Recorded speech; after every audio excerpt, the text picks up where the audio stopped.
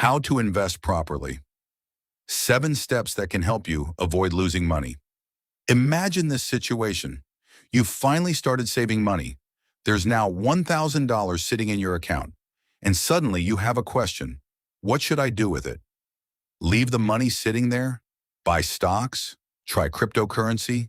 Invest in real estate? Or give your money to someone who promises to turn it into a fortune? This is exactly where many people make their first mistake. They start investing not because they understand what they're investing in, but because they're afraid of missing an opportunity. Today, we're going to break down how to approach investing as a beginner. No attempts to predict the next winning stock. No promises of turning $1,000 into $1,000,000 in 1 year. And, most importantly, no need to constantly watch the market. Step 1. Build a financial foundation. The first mistake beginner investors make is investing money they're going to need soon. Let's say you have $5,000. You might think, if I invest all of it, my money will start working for me. Sounds logical, but what happens if you suddenly need $2,000 2 months later, and the market happens to be down 20% at that exact moment? You may be forced to sell your investments when their value is lower. That's why investing doesn't start with buying stocks. It starts with financial stability. First, you want to have money set aside for unexpected expenses. For example, an emergency fund that can help you cover your expenses for some time if your income disappears. Only after that should you consider investing money that you won't need in the near future. Step 2. Define your goal. Investing without a goal is like taking a trip without knowing your destination. You can move very quickly, but there's no guarantee you'll end up where you wanted to go. So ask yourself, why am I investing? To save for a house? To build wealth for retirement? To create an additional source of income? Or simply to grow your savings? Your goal determines your strategy. If you'll need the money in a few months, taking significant market risk may not be the best idea. But if you're investing for decades, the situation is completely different. The more time you have, the more time your investments have to recover from temporary market declines. Step 3. Understand the most important rule about risk. Now comes one of the most important things to understand. The higher the potential return, the higher the risk usually is. When someone tells you, "I found an investment that will guarantee you a 30% return every year," you shouldn't automatically get excited. You should start asking questions. Where does that return come from? What could go wrong? Who is getting the money? What happens if the market crashes? And why are they offering this opportunity to you? Real investing shouldn't feel like gambling. You're not trying to guess what will happen tomorrow. You're building a system that can work for years. Step 4. Don't put everything in one place. Imagine that all of your capital is invested in a single company. You're confident it will keep growing. But a year later, the company runs into serious problems. Its stock price falls by 60%. Now, a huge portion of your money depends on one decision. That's where diversification comes in. In simple terms, you don't want the entire future of your wealth to depend on a single investment. Instead, investors can spread their money across different assets and companies, depending on their goals and risk tolerance. The main idea is simple. If one investment performs badly, it shouldn't destroy your entire portfolio. Step 5. Don't try to constantly predict the market. This is where emotional mistakes begin. The market is rising. You buy because you're afraid of missing out.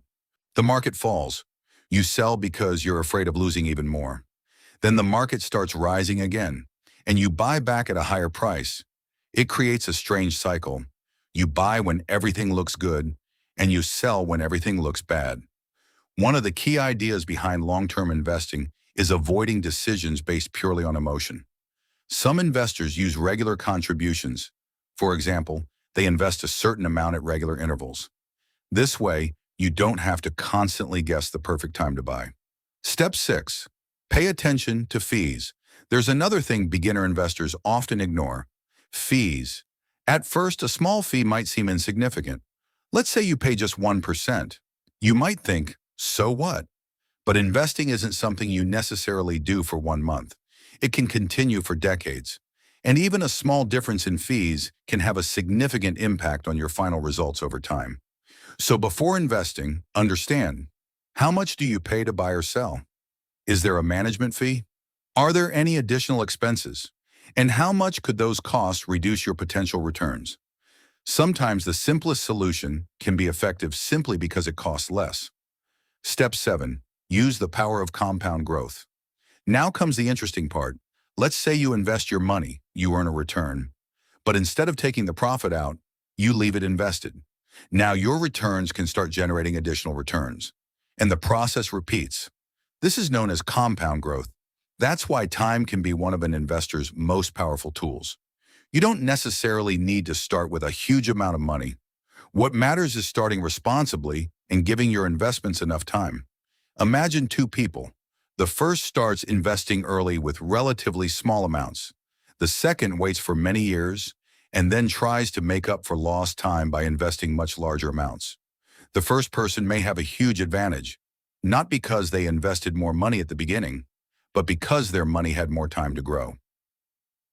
But there's one more rule. Don't invest in something you don't understand. If you can't explain in simple terms how an investment makes money, stop. It doesn't matter how impressive the chart looks. It doesn't matter how many people online say the price is definitely going up. And it doesn't matter how much money someone claims to have made.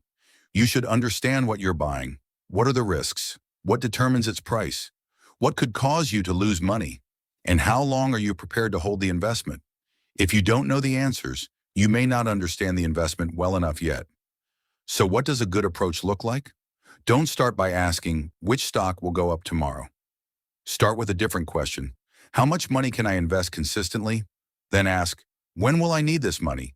After that, how much risk am I willing to accept? Only then should you choose specific investments. Investing isn't a competition. You don't need to beat everyone else. You don't need to find a new investment idea every month.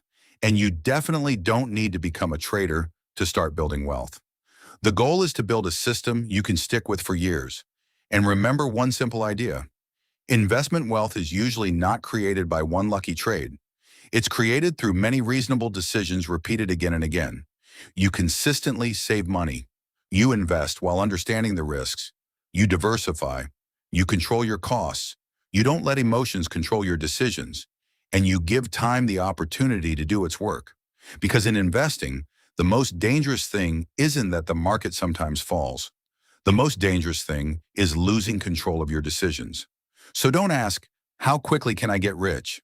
Ask, how can I build wealth that can work for me over the next 10, 20, or 30 years? That's where real investing begins.